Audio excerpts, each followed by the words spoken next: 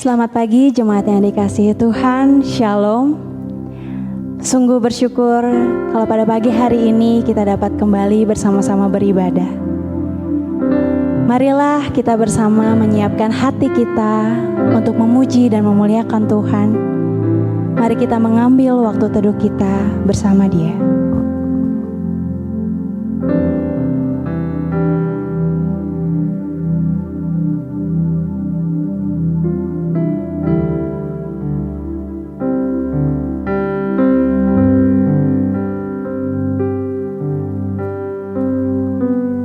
Saya undang untuk setiap kita dapat bangkit berdiri. Tuhan berada di bait suci-Nya.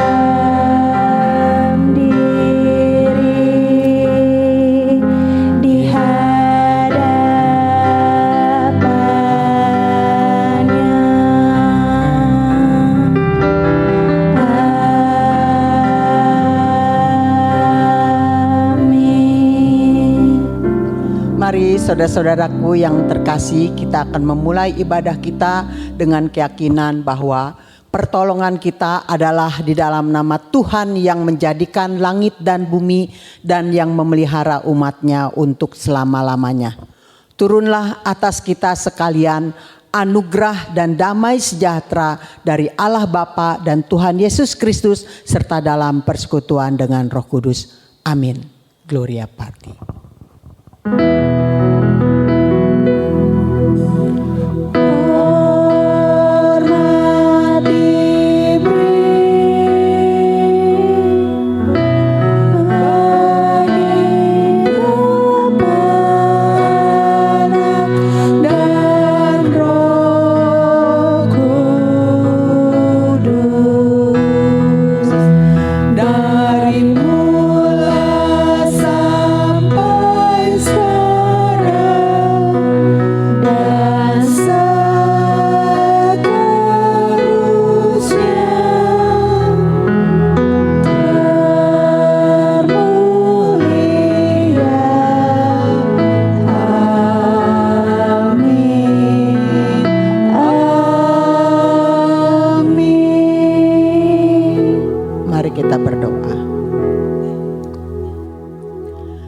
Tuhan, hanya karena anugerah-Mu pada pagi hari ini kami dapat beribadah.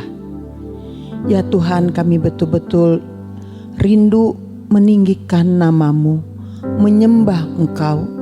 Ya Tuhan, kiranya kuduskan kami untuk layak menyembah dan meninggikan nama-Mu. Ampuni segala dosa dan kesalahan kami. Walaupun kami banyak berada di rumah, namun kami masih tetap bisa melakukan dosa melalui pikiran-pikiran kami, melalui tutur kata kami. Oh Tuhan, Ampuni kami Bapa. Kiranya Engkau ditinggikan melalui ibadah pada hari ini. Kiranya nama-Mu saja yang dimuliakan Bapa, dan setiap kami mendapat kekuatan baru untuk menyembah Engkau. Terima kasih Bapa. Tuhan memberkati, Tuhan memimpin ibadah pada pagi hari ini dari awal sampai akhir. Terpujilah nama-Mu Bapa. Dalam nama Tuhan Yesus kami berdoa. Amin. Saudara-saudara, dengarlah berita anugerah terambil dari Mika 7 ayat 18 dan 19. Siapakah Allah seperti Engkau yang mengampuni dosa dan yang memaafkan pelanggaran dari sisa-sisa miliknya sendiri, yang tidak bertahan dalam murkanya untuk seterusnya, melainkan berkenan kepada kasih setia. Biarlah Ia kembali menyayangi kita, menghapuskan kesalahan-kesalahan kita, dan melemparkan segala dosa kita ke dalam tubir laut. Demikian berita anugerah. Jemaat dipersilakan untuk duduk kembali. Marilah kita mempersiapkan hati kita untuk memuji dan memuliakan nama-Nya. Karena Dia Yesus yang sungguh baik, yang layak menerima segala pujian kita. Mari segenap hati kita mau datang untuk memuliakan Tuhan. Katakan bersama, Yesus Kau sungguh baik.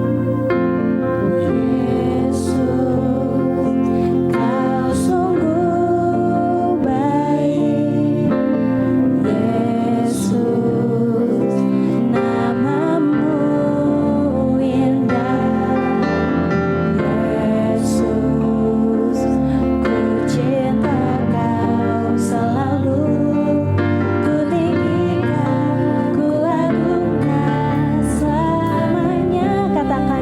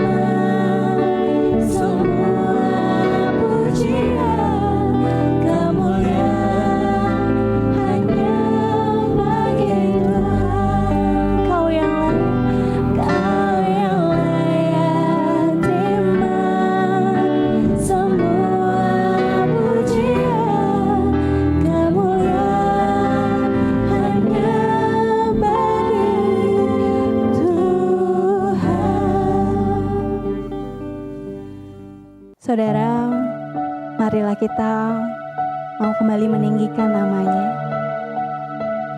Karena Dia adalah Bapa yang setia, Kau Bapa yang mulia. Tenanglah jiwa kami dan amanlah kami bersamamu Tuhan. Marilah kita menaikkan pujian kita di hadapan-Nya. Kita mau katakan, Bapa Kau setia.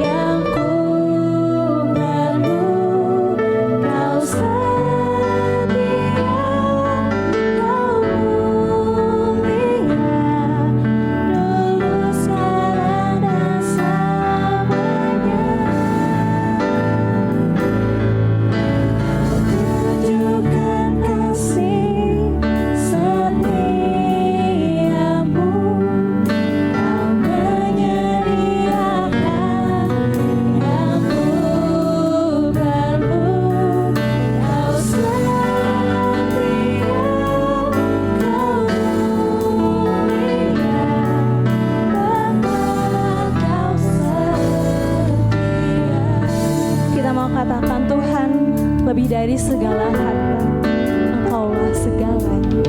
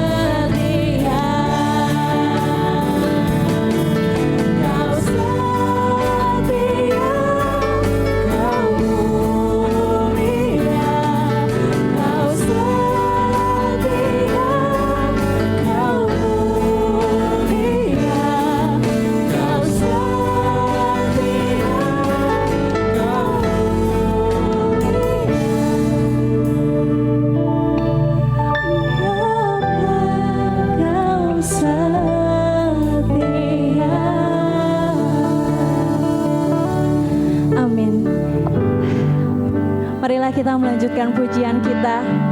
Kita mau katakan tiada ku ragu lagi Tuhan untuk mengikutimu Yesus. Mari kita mau nyanyikan lagu ini sambil bangkit berdiri.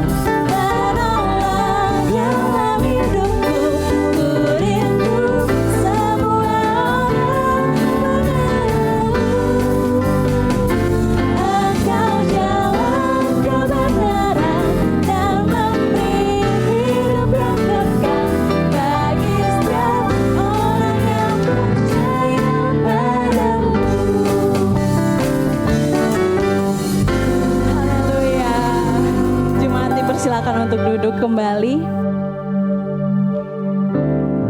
marilah kita bersama untuk mempersiapkan hati kita mendengarkan firman Tuhan.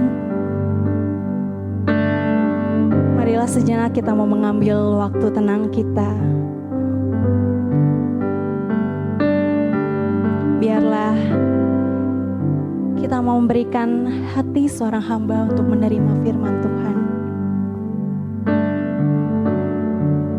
Karena tidak ada kebaikan dari Tuhan yang bisa kita lupakan. Terlalu banyak dan pengorbanannya terlalu besar. Karena itu biarlah hari ini sebelum kita mendengarkan firman Tuhan, kita mau katakan, Tuhan, bukan rupa dan bukan harta yang Engkau pandang dari kami, tetapi hati hamba yang Engkau selalu cari.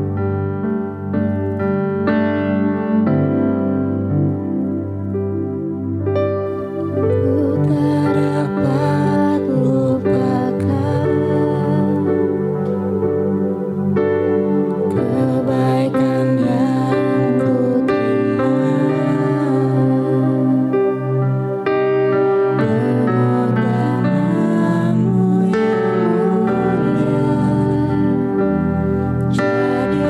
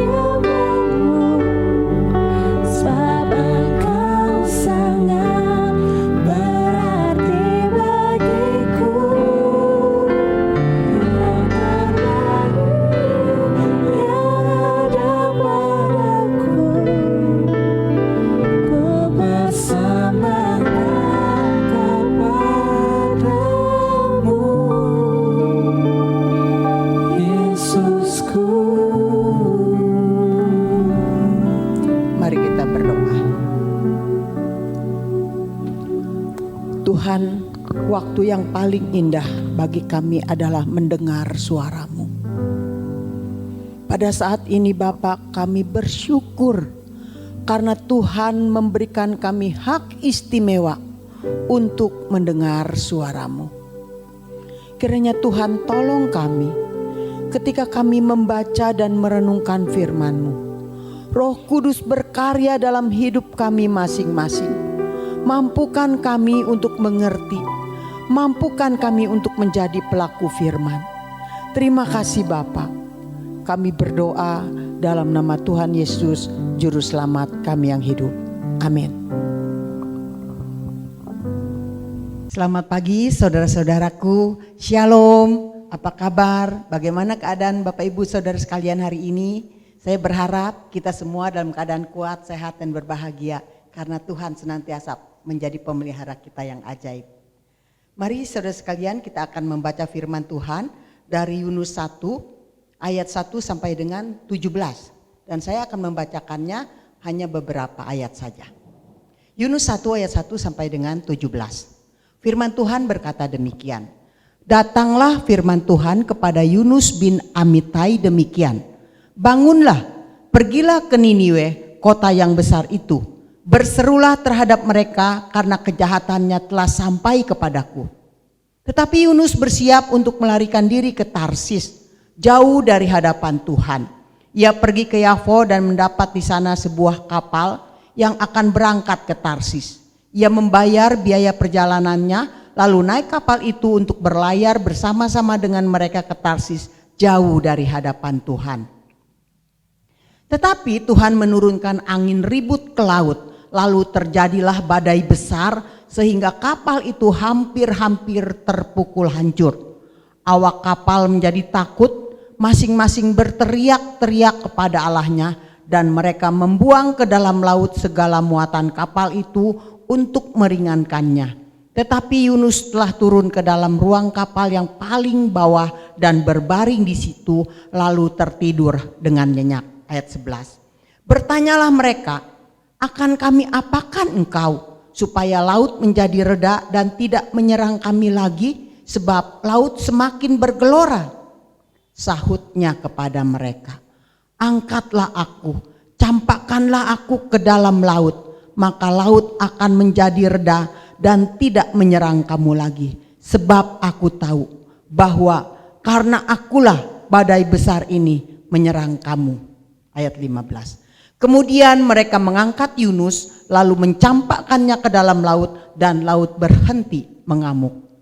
Orang-orang itu menjadi sangat takut kepada Tuhan lalu mempersembahkan korban sembelihan bagi Tuhan serta mengikrarkan nazar. Maka atas penentuan Tuhan datanglah seekor ikan besar yang menelan Yunus dan Yunus tinggal di dalam perut ikan itu 3 hari 3 malam lamanya. Demikian firman Tuhan. Bapak Ibu saudara-saudaraku yang dikasihi Tuhan, hidup orang Kristen tidaklah semudah yang dibayangkan. Tidak cukup kita hanya beribadah setiap minggu di gereja tanpa berbuat sesuatu. Sebab kita dipanggil untuk mengerjakan amanat agung Tuhan Yesus. Setiap kita yang sudah percaya kepada Tuhan, kita semua mendapat panggilan dari Allah untuk menjadi pemberita Injil, mengerjakan amanat agung Tuhan Yesus. Saudara-saudara, Yunus satu kali dia mendapat mandat yang agung ini. Firman Tuhan datang kepadanya dan berkata, bangunlah, pergilah ke Niniwe kota yang besar itu, berserulah terhadap mereka karena kejahatannya telah sampai kepadaku. Perintah penginjilan kepada bangsa lain secara jelas dan aktif baru muncul pertama kalinya dan diberikan kepada Yunus, saudara-saudara. Selama ribuan tahun sebelum itu, yaitu semenjak di zaman Adam, tidak pernah perintah yang begitu jelas langsung diberikan, yaitu untuk meneriakkan berita pertobatan kepada ratusan ribu orang. Saudara-saudara, di sini kita melihat satu pelajaran, yaitu adanya anugerah Allah di dalam perjanjian lama bahwa penginjilan harus diberikan kepada semua bangsa tanpa kecuali dan tanpa pandang bulu, baik itu miskin atau kaya, rendah, terpandang, berbeda agama, ras maupun golongan. Karena itu pergilah dan jadikanlah semua bangsa muridku dan baptislah mereka dalam nama Bapa dan Anak dan Roh Kudus. Itu adalah amanat agung Tuhan Yesus. Saudara, ketika Yunus mendapatkan amanat agung ini untuk memberitakan Injil, dia disuruh pergi ke Niniwe untuk memberitakan kasih Tuhan di sana. Di ayat 3. Tetapi Yunus bersiap untuk melarikan diri ke Tarsis jauh dari hadapan Tuhan. Saudara-saudara, mengapa Yunus melarikan diri dari panggilannya? Bukankah dia seorang nabi? Memang tugasnya untuk mengabarkan Injil. Bukankah dia seorang nabi yang seharusnya dia selalu taat apa yang diperintahkan oleh Tuhannya, yaitu Allahnya sendiri.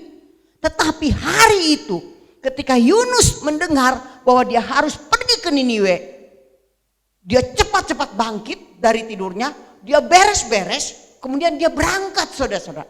Tetapi bukan berangkat ke Niniwe, tapi dia berangkat ke Tarsis. Saudara-saudara, jadi pertanyaan, kenapa Yunus tidak mau pergi ke Niniwe? Dia melarikan diri dari panggilannya. Kita melihat, kenapa sih?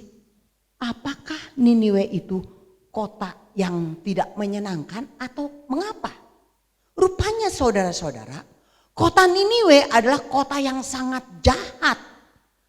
Melaluinya diceritakan kekejaman yang begitu biadab. Nabi Nahum dalam kitabnya mengatakan bangsa ini benar-benar haus darah. Nahum 3 ayat 1 mengatakan celakalah kota darah itu, seluruhnya dusta belaka, penuh dengan perampasan dan tidak henti-hentinya penerkaman. Jadi saudara-saudara, pada zaman itu Nahum mengatakan bahwa Niniwe adalah kota darah. Rupanya saudara-saudara, Niniwe yang adalah sebuah kota, ibu kota dari Asyur ini. Bangsa Asyur ini terkenal paling biadab dalam menyiksa para tawanannya. Mereka suka melakukan mutilasi. Lidah para tawanannya itu dipotong-potong, matanya dicukil, dan telinga, tangan, kaki dipotong hidup-hidup, saudara. Kalau orang itu masih hidup juga, maka disiksa secara perlahan-lahan dengan cara dikuliti tubuhnya sedikit demi sedikit. Setelah kulitnya terkelupas semuanya dan kemudian orangnya masih hidup juga, maka dibakar hidup-hidup.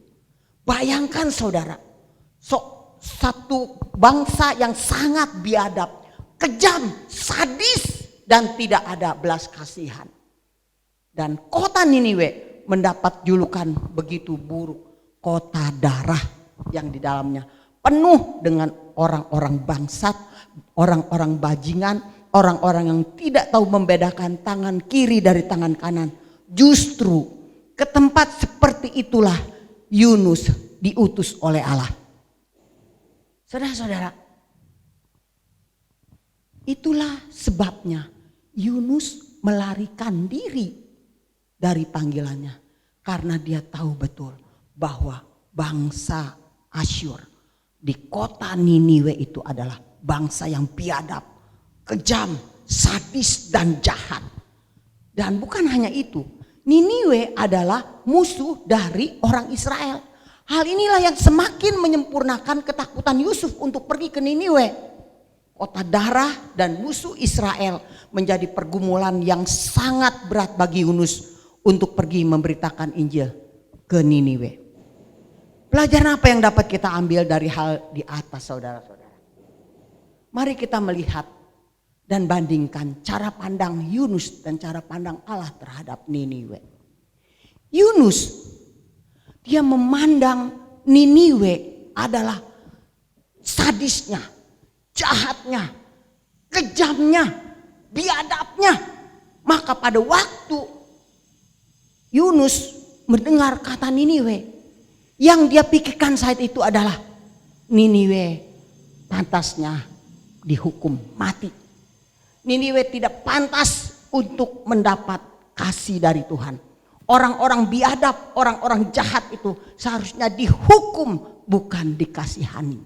Maka saudara-saudara, dia melarikan diri karena Yunus tidak rela orang biadab, orang kejam, orang sadis itu akan diselamatkan oleh Tuhan. Dia melarikan diri karena dia tahu akan kasih setia Tuhan, akan kemurahan Tuhan, akan pengampunan Tuhan.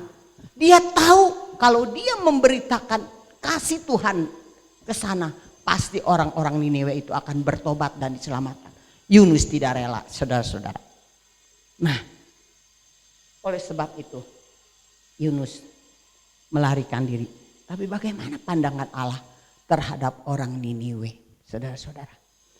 Kasih Tuhan bagi orang Niniwe, saudara-saudara, Tuhan melihat orang-orang Niniwe yang penuh dengan kejahatan, yang penuh dengan dosa itu, dengan hati yang hancur, penuh dengan belas kasihan, karena Tuhan melihat orang-orang Niniwe akan binasa. Dan Tuhan Allah yang maha kasih, dia tidak rela melepaskan orang-orang Niniwe itu hancur dan akhirnya masuk ke dalam neraka. Oleh sebab itu dia mau mengasihi orang Niniwe. Tuhan mengasihi orang berdosa dan tidak suka dengan keberdosaan, tetapi mengasihi orang yang berdosa. Oleh sebab itu Tuhan mau mengampuni dan mau menyelamatkan orang Niniwe. Saudara-saudara, begitu besar kasih Allah akan dunia ini sehingga ia mengaruniakan anaknya yang tunggal, supaya setiap orang yang percaya kepadanya tidak binasa, melainkan beroleh hidup yang kekal. Itulah kasih Tuhan kepada setiap kita, manusia ciptaannya yang telah menjadi seteru Allah. Saudara, kita pun punya kedudukan yang sama seperti bangsa Niniwe. Kita ini adalah orang berdosa yang dikasihi oleh Allah. Kalau kita dipandang oleh Tuhan seperti Yunus memandang orang Niniwe, maka binasalah kita. Tetapi karena kasih Allah yang luar biasa, kasih dan kemurahan Allah yang tidak terbatas itu, dia mau turun ke dunia menjadi manusia, bahkan dia rela mati untuk menyelamatkan kita. Saudara-saudara, karena kasih Allah yang begitu besar, maka kita selamat.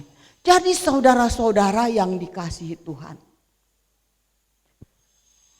saudaraku, untuk bisa mengampuni, kita harus berhenti berfokus pada apa yang telah diperbuat oleh orang lain terhadap kita. Supaya kita bisa mengampuni orang lain, saudara-saudara, kita harus berhenti berfokus pada apa yang telah diperbuat oleh orang lain itu terhadap kita. Dan mengalihkan fokus kita kepada apa yang telah Yesus perbuat bagi kita di kayu salib. Kalau Yunus berfokus kepada kejahatan orang-orang Niniwe yang ditimpakan kepada bangsa Israel, selamanya Yunus tidak akan pernah bisa mengasihi orang Niniwe. Kalau dia punya pandangan seperti Allah mengasihi orang Niniwe, pasti Yunus tidak akan melarikan diri. Tapi saudara-saudara, bukankah demikian kita, saudara-saudara? Seringkali kita hanya melihat kesalahan-kesalahan orang lain. Maka ketika kita mau mengampuni, kita berkata enak aja, kejahatannya keterlaluan, jahat pisan, menyakiti hati saya. Selama kita berkata jahat pisan, dia menyakiti hati saya, selamanya kita tidak akan pernah bisa mengampuni. Tetapi ketika kita alihkan pandangan kita kepada perbuatan Tuhan Yesus yang sudah mati untuk kita, yang menebus kita, yang mengampuni kita dari kesalahan, maka kita akan dimampukan oleh Tuhan untuk mengampuni orang lain. Saudara, saya pernah mengalami satu konflik dengan mama mertua. Saya pernah bertanya kepada mama, kenapa mama bisa mengampuni saya? Karena tahun 92 saya sangat-sangat menyakiti hati mama mertua saya. Sebagai menantu, ini adalah menantu yang kurang ajar. Sangat-sangat kurang ajar. Sehingga mama saya betul-betul mengalami kesakitan. Tetapi bagaimana ketika saya datang minta ampun, mama memeluk saya dan berkata, mama sudah mengampuni kamu sebelum kamu minta maaf. Saudara-saudara yang dikasihi Tuhan. Waktu saya tanya, kenapa mama bisa mengampuni saya dengan begitu ringan? Padahal kesalahan saya itu sangat besar, saudara-saudara. Mama mertua saya menjawab begini, Shirley, kesalahan kamu itu sangat kecil. Gak ada artinya dibandingkan kesalahan mama dan dosa mama terhadap Tuhan. Bagaimana mama berbuat kejahatan, berbuat kesalahan, dan Tuhan mau mengampuni mama. Dia menanggung semua dosa mama di dalam hukuman di kayu salib. Dia mau datang ke dunia mengasihi mama, mengampuni mama. Bahkan dia mati dengan sangat menderita, perlahan-lahan kehabisan darah, dengan kepala yang kiut-miut, betul-betul sakit dan penuh penderitaan. Apa artinya kesalahan kamu yang gak ada, yang begitu ringan dibandingkan dengan kesalahan mama? Saudara-saudara yang dikasihi Tuhan, kalau mama mertua saya hanya melihat kesalahan saya, pasti dia akan berkata, itu menantu kurang ajar, nggak patut dikasihani, nggak patut diampuni. Sampai hari ini pasti hubungan kami retak. Tapi saudara-saudara, mama mertua saya mengalihkan pandangannya bukan kepada kesalahan saya, tetapi pada perbuatan Allah kepadanya yang sudah mengampuni dia. Jadi saudara-saudara yang dikasihi Tuhan, sekarang saya mau tanya, bagaimana kalau hal ini diberikan kepada orang-orang Kristen modern untuk pergi memberitakan Injil kepada orang-orang yang tidak kita sukai, kepada orang-orang yang kita berpikir patutnya dia dihukum mati. Ya, saudara-saudara, bersediakah kira-kira orang-orang Kristen ini? Saudara, saat ini kita hidup di zaman yang begitu enak dan nyaman, jauh lebih baik dibandingkan dengan zaman Yunus. Rata-rata kita hanya berhadapan dengan 4 hal, yaitu di tempat kerja atau di sekolah, di tempat tinggal, di lingkungan hobi kita, atau di lingkungan gereja. Di tempat-tempat tersebut kita dipanggil untuk memberitakan Injil. Namun seringkali mulut kita diam. Kita tidak berani untuk memberitakan Injil walaupun kita tidak menghadapi kondisi yang sangat ekstrim seperti halnya Yunus. Karena kita kemungkinan besar tidak memikirkan tentang kasih Tuhan yang mengasihi orang-orang yang belum percaya itu. Karena itu pergilah dan jadikanlah semua bangsa muridku dan baptislah mereka dalam nama Bapa dan Anak dan Roh Kudus. Saudara-saudara, kita hanya melihat Yunus yang melarikan diri. Kita hanya melihat Yunus yang tidak taat kepada Tuhan. Namun kita tidak sadar berapa kali kita pun melarikan diri dari hadapan Tuhan karena kita tidak melakukan amanat agung ini. Kasih Allah, saudara-saudara, kasih Allah yang sudah menyelamatkan kita. Biarlah kasih itu juga yang memampukan kita untuk mengasihi mereka yang sedang menuju kebinasaan kekal. Mari kita jangan melarikan diri. Setiap kali ada kesempatan, ayo kita beritakan kasih Allah. Kasih yang kekal itu. Yang kedua, saudara-saudara, kasih Allah tidak akan melepaskan anaknya yang lari dari hadapannya.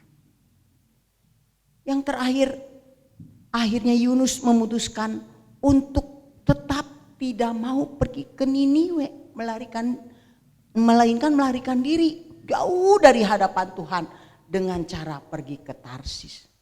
Kalau saudara memperhatikan map Timur Tengah, yang zaman kuno dulu, maka letak Tarsis dan Niniwe itu sangat bertentangan, saudara-saudara. Niniwe ada di sebelah timur dan Tarsis ada di sebelah barat, saudara-saudara. Sedangkan jauhnya antara Niniwe dengan Tarsis itu kira-kira 2000 mil, saudara-saudara. Jauh pisan. Jadi Yunus benar-benar lari sejauh mungkin dari Allah. Inilah kondisi orang kudus yang lari dari Allah, saudara-saudara. Yunus berpikir bahwa Allah tidak akan dapat menangkap dirinya. Yunus bisa lari namun tetap tidak dapat bersembunyi di hadapan Allah. Dia bersembunyi di dalam dek kapal yang paling bawah. Karena dia berpikir pasti Tuhan tidak akan menemukan dia. Saudara-saudara yang dikasih Tuhan. Yunus bisa lari. Yunus bisa sembunyi. Tetapi dia tidak bisa sembunyi di hadapan Allah. Sekalipun berada di dasar laut yang paling dalam atau berada di galaksi yang paling jauh, Allah pun ada di sana. Tidak ada seorang pun yang tersembunyi di hadapan Allah. Jadi saudara-saudara, kasih Allah. Satu lagi yang membuat saya terharu adalah kasih Allah kepada Yunus, saudara-saudara. Yang walaupun hambanya tidak taat, namun Allah tetap mencari dia. Kasih Allah kepada Yunus mengalahkan kemarahannya ketika Yunus tidak taat kepada Tuhan. Kasih Allah kepada Yunus sehingga dia tidak membiarkan Yunus terhilang. Kalaupun Allah mau sesungguhnya, dia sanggup mencari orang lain untuk menggenapi rencananya menyelamatkan Niniwe, saudara-saudara. Namun Allah tetap berbelas kasihan kepada Yunus. Allah tidak membuang atau membunuh Yunus begitu saja. Melainkan seperti seorang ayah yang mengasihi anaknya. Ayah yang marah. Ayah yang memukul anaknya dalam arah kasih kepada anaknya. Allah mengasihi anaknya di dalam kemarahan kasihnya supaya Yunus mengerti keinginan bapaknya.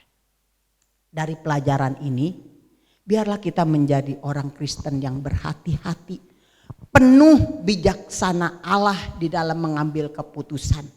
Bukankah kehendak Allah seringkali tidak sejalan dengan kehendak kita, saudara-saudara? Kalau bukan karena kasih Allah, sudah berapa kali kita pun dipukul oleh Tuhan. Kalau bukan karena kasih Allah, panjang sabar Allah, kemurahan Allah, bukankah kita pun sering tidak sejalan dengan kehendak Allah? Tapi karena kasih Allah yang begitu besar, Dia akan mengangkat kita, memanggil kembali kita pulang. Dan saudara-saudara, sebagai penutup seperti tema di atas, melarikan diri dari panggilan Allah. Adakah orang Kristen yang betul-betul berani melakukan penginjilan? Jangan lari. Tempat di mana kita beraktivitas, di sekolah, tempat kerja, tempat tinggal, hobi, dan lingkungan gereja sedang menanti kita. Ayo kita injili mereka. Kita bersaksi akan kasih Tuhan dalam hidup kita. Dimanapun kita berada, lakukan panggilan itu. Saudara-saudara, penginjilan adalah pekerjaan Allah, bukan pekerjaan kita. Penginjilan adalah misi Allah, bukan misi kita. Saudara dan saya hanyalah alat anugerah baginya dan hasilnya terserah Allah. Sebab itu saudara-saudara, jangan lari dari panggilan itu. Dimanapun kita berada, apapun yang akan kita lakukan saat ini, mari kita senantiasa menjadi saksi Tuhan dimanapun kita berada. Menyatakan kekuatan Tuhan, menyatakan kuasa Tuhan, menyatakan kasih Tuhan. Sehingga melalui hidup kita banyak orang menjadi percaya. Biarlah kita menjadi surat-surat Kristus yang mengabarkan Injil dimanapun kita berada. Sehingga nama Tuhan dimuliakan. Mari kita berdoa. Tuhan terima kasih. Melalui pelajaran Yunus kami diingatkan bahwa berkali-kali ada kesempatan-kesempatan kami bisa mengabarkan Injil, namun kami melarikan diri karena kami takut, karena kami malu, atau mungkin juga karena kami benci dengan orang lain. Oh Tuhan, ampuni kami. Dan hari ini melalui peristiwa Yunus, kami mau kembali datang kepada Tuhan. Mohon pengampunan-Mu, berikan kami kekuatan, berikan kami keberanian untuk menjadi pekabar-pekabar Injil di mana kami berada. Terima kasih Bapak. Terpujilah nama-Mu, dalam nama Tuhan Yesus kami berdoa. Amin. Terima kasih kepada hambanya Pendeta Gosyul yang sudah menyampaikan firman. Saya undang untuk setiap jemaat dapat bangkit berdiri. Marilah bersama-sama dengan gereja di segala abad dan tempat kita mengikrarkan pengakuan iman rasuli. Aku percaya kepada Allah, Bapa yang Maha Kuasa, Khalik langit dan bumi, dan kepada Yesus Kristus, Anak yang tunggal Tuhan kita, yang dikandung dari Roh Kudus, lahir dari anak darah Maria, yang menderita sengsara di bawah pemerintahan Pontius Pilatus, disalibkan, mati dan kuburkan, turun ke dalam kerajaan maut. Pada hari yang ketiga, bangkit pula dari antara orang mati, naik ke sorga, duduk di sebelah kanan Allah, Bapa yang Maha Kuasa. Dan dari sana ia akan datang untuk menghakimi orang yang hidup dan yang mati.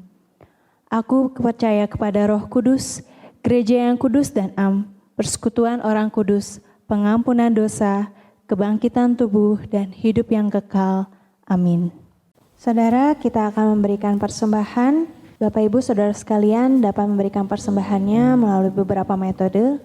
Yang pertama dapat mentransfernya langsung ke rekening gereja, atau dapat membawa langsung ke gereja dan memasukkannya ke kotak persembahan. Jemaat juga dapat memberikan persembahan melalui amplop yang dikumpulkan khusus dan dibawa ketika kembali beribadah ke gereja.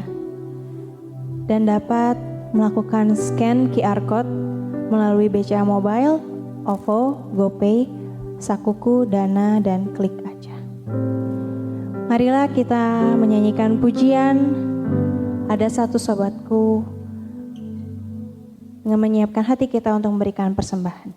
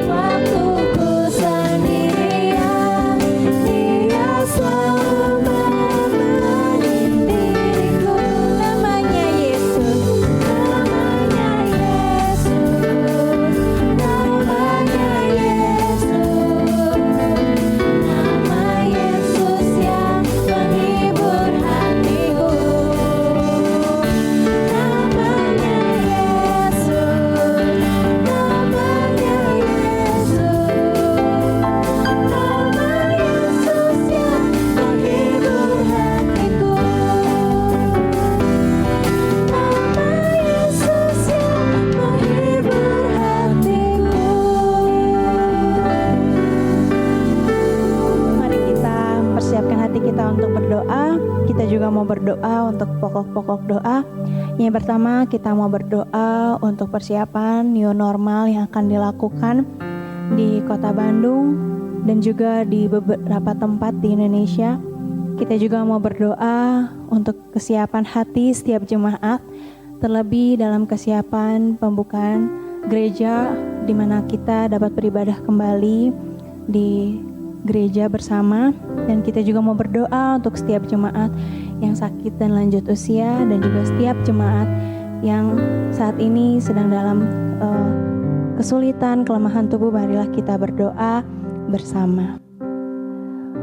Tuhan Yesus, terima kasih untuk segala anugerah dan berkat Tuhan dalam kehidupan kami.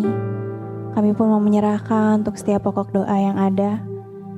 Kami mau berdoa untuk persiapan new normal yang akan dilakukan Tuhan. Biar Tuhan yang menolong setiap kami, terlebih untuk para pemerintah dan juga setiap polisi dan aparat yang ada. Biarlah Tuhan yang turut bekerja, Tuhan juga yang menyertai, Tuhan juga yang memimpin. Kami pun mau berdoa Tuhan untuk kesiapan setiap hati para jemaat-Mu dalam melakukan ibadah nanti di gereja. Kami percaya Tuhan, sekalipun kami lebih lama harus beribadah di rumah kami, Engkau hadir Tuhan di tengah-tengah keluarga kami. Biarlah kami mau terus berharap kepadamu bahwa Engkau akan memberi yang terbaik, terlebih dalam kami melakukan ibadah kami Tuhan. Tuhan, kami mau berdoa juga untuk setiap jemaat-Mu yang mungkin sedang sakit, setiap jemaat-Mu yang lanjut usia, setiap jemaat-Mu yang mungkin sedang dalam kesulitan dalam mencari pekerjaan, yang memiliki beban hidup. Kiranya Tuhan Yesus yang menolong, Tuhan Yesus yang akan mencukupkan, Tuhan Yesus yang akan memberikan setiap apa yang anak-anak-Mu butuhkan. Kami juga memberikan Tuhan dan menyerahkan persembahan ini ke dalam tangan-Mu. Kiranya Tuhan Yesus yang menguduskan dan juga menyucikan sehingga layak Bapa. Terima kasih Tuhan Yesus, kami mau menyerahkan semuanya ke dalam tangan-Mu. Di dalam nama-Mu Tuhan kami berdoa. Haleluya, amin. Kita akan pujikan doksologi, pengutusan dan doa berkat akan disampaikan oleh Pendeta Ghosh Yuli.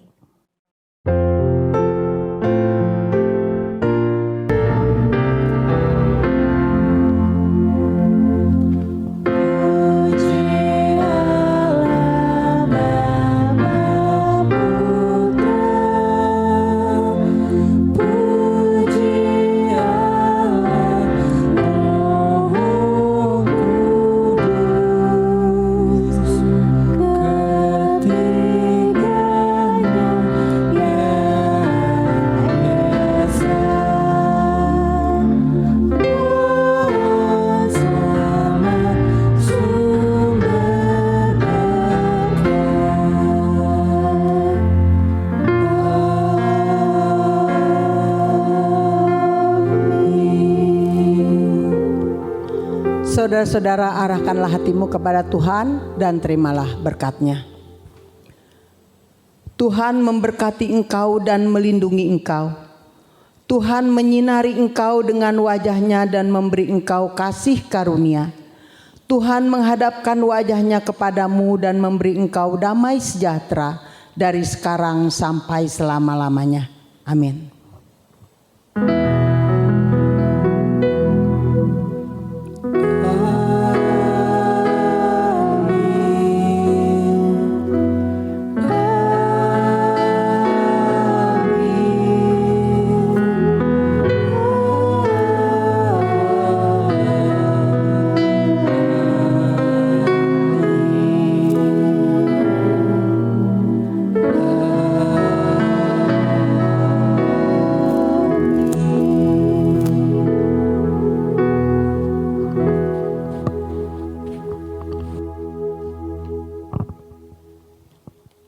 Kebaktian pada pagi hari ini selesai. Jemaat dipersilakan untuk mengambil saat teduh. Tuhan Yesus memberkati.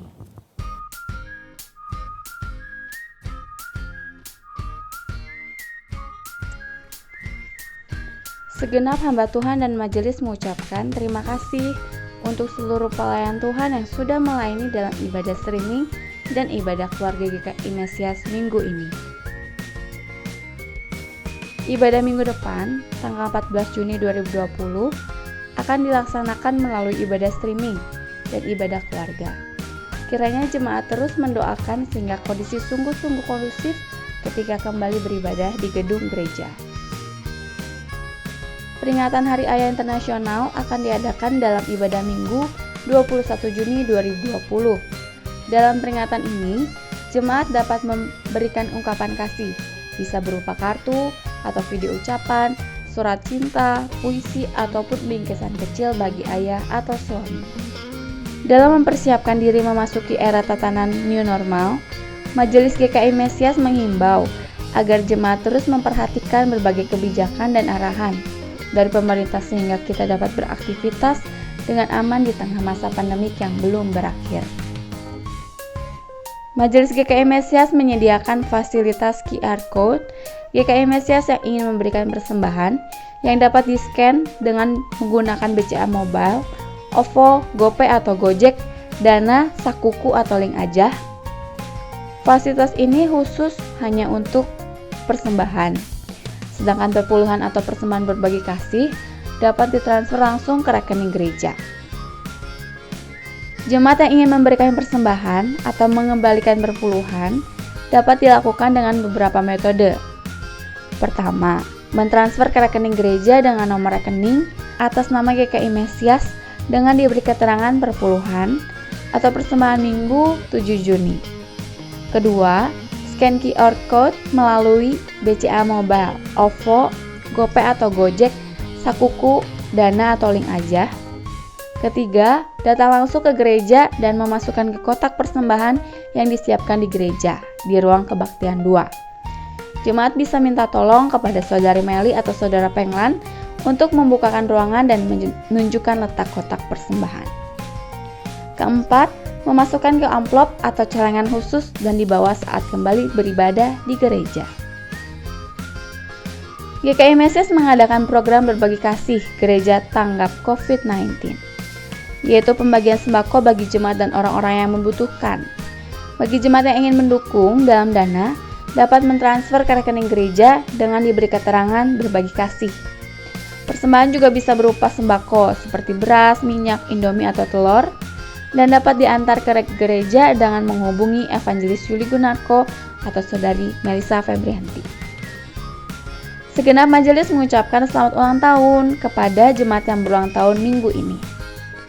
Pada Saudari Dede Budiarti 5 Juni, Saudara Hermansyah Wijaya 9 Juni, dan Saudara Ananias Lona 13 Juni.